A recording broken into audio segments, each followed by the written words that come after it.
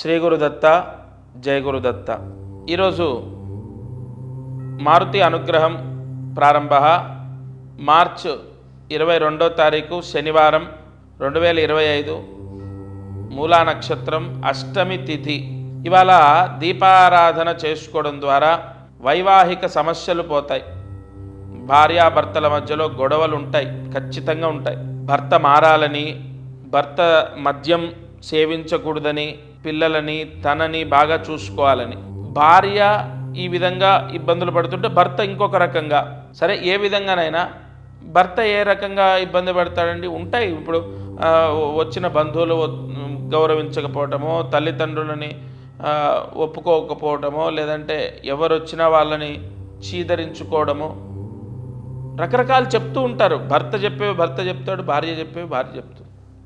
ఓవరాల్గా మనకు కావాల్సింది సంతోషంగా ఉండాలి. భార్యాభర్త ఏ మనస్పర్ధలు లేకుండా ఒకరినొకరు అర్థం చేసుకొని ప్రేమానురాగాలతో ఉండాలి. దానికి ఏ విధమైన పరిహారం ఉంది అన్నది మనం శాస్త్రంలో వీక్షిస్తే, మూలా నక్షత్రం శనివారం కలయిక నాడు ఈ దీపారాధన, అంటే నేను చెప్పే దీపారాధన ఎవరైతే చేస్తారో వారికి ఇంట్లో భార్యాభర్తలకు గొడవలు, మనస్పర్ధలు తగ్గుతాయి, కలత్ర దోషం పోతుంది. ఏం చేయాలి? ఆముదం ఉంటుంది కదా, ఆముదంతో దీపం వెలిగించాలి. ఆముదంతో 3 ఒత్తులు ఒక ఒత్తిగా చేసి ఆముదం వేయండి, ఒక 2 చెంచాలు. దీపారాధన చేయండి. ఈరోజు సూర్యాస్తమయంలోపు మీ ఇంట్లో పూజామందిరంలో ఈ దీపం వెలిగిస్తే భర్త వైపు లోపం ఉంటే భర్త మారుతాడు, భార్య వైపు లోపం ఉంటే భార్య మారుతుంది. ఖచ్చితంగా భార్యాభర్తల మధ్యలో మనస్పర్ధలు తొలగిపోతాయి. మీరు చూడండి, ఇది చేసిన మండలం అంటే వితిన్ ఒక 1 మంత్ 1.5 మంత్ లోపు మీకు ఆ రిజల్ట్ కనపడుతుంది. ఈ పుణ్యం అక్కడ కాపాడుతుంది. ఒకవేళ మీ అమ్మాయికి అల్లుడికి, లేదా కొడుక్కి కోడలికి ఈ విధమైన సమస్య ఉన్నా మీరు చేయొచ్చమ్మా. ఎందుకంటే రక్త సంబంధం కాబట్టి తప్పకుండా గోత్రం ఒకటే ఉంటుంది కాబట్టి ఫలితం దక్కుతుంది. అయితే ఇంకొక ఆలోచన, అమ్మాయి పెళ్ళయ్యాక గోత్రం మారుతుంది కదా, మరి అప్పుడు కూడా ఫలితం వస్తుంది. కన్యాదానం ఎవరైతే చేసిన వాళ్ళు ఉంటారో వాళ్ళు చేస్తే, అంటే తల్లి తండ్రి లేదా ఒకవేళ బాబాయ్ పిన్ని లేదా అన్నయ్య వదిన కూర్చుంటారు కదా పెళ్ళికి, వాళ్ళు చేస్తే అప్పుడు ఆ ఫలితం వర్తిస్తుంది. ఎందుకంటే అక్కడ ఎన్నో ప్రమాణాలు చేసి మనం వివాహం చేశాం కాబట్టి అక్కడ వర్తిస్తుంది.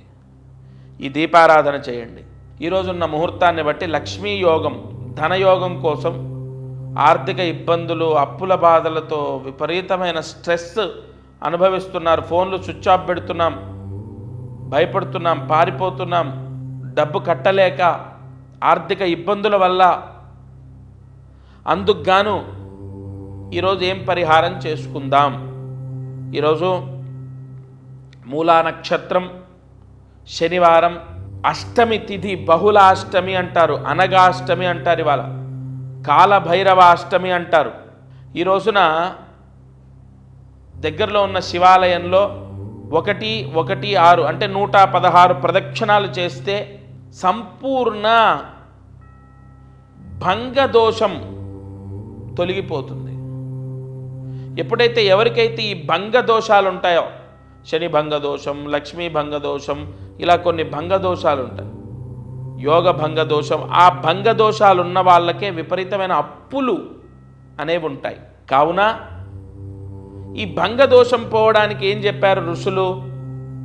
శనివారం, మూలా నక్షత్రం, అష్టమి, అందులో బహుళాష్టమి వస్తే చాలా విశేషమని చెప్పబడింది.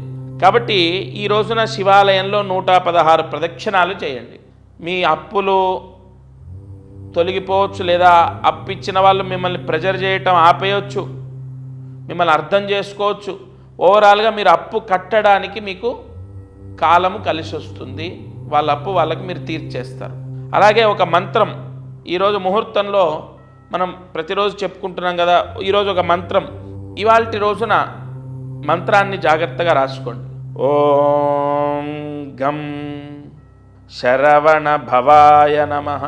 ఓం గం శరవణ భవాయ నమః.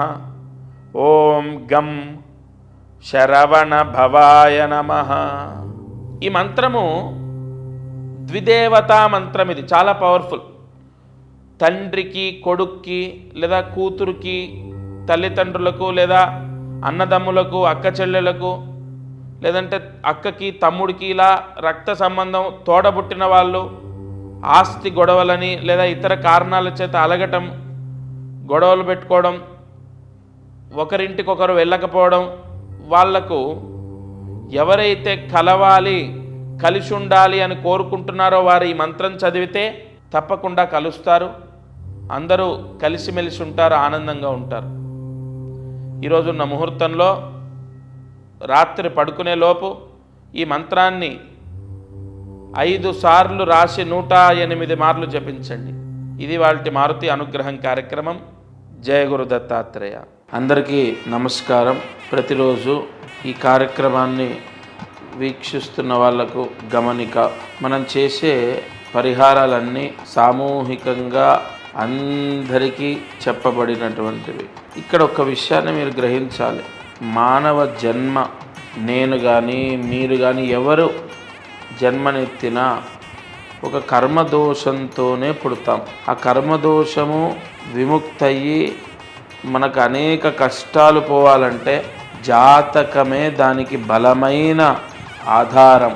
కావున ఎవరైతే ఈ ఛానల్ చూస్తున్నారో వాళ్ళకు విపరీతంగా, అంటే ఈ ఛానల్ చూడండి, దీంట్లో చెప్పిన పరిహారాలు చేయండి, ఓకే, అయినా కూడా మీ కష్టాలు తొలగలేదు, లేదా విపరీతంగా కష్టాలున్నాయి, ఇంట్లో సమస్యలు ఉన్నాయి, అమ్మాయి విషయంలో, అబ్బాయి విషయం, ఇలా అనేక విషయాల్లో సమస్యలు ఉన్నాయి అన్నప్పుడు తప్పకుండా మీ జాతకాన్ని పరిశీలింప చేయించండి.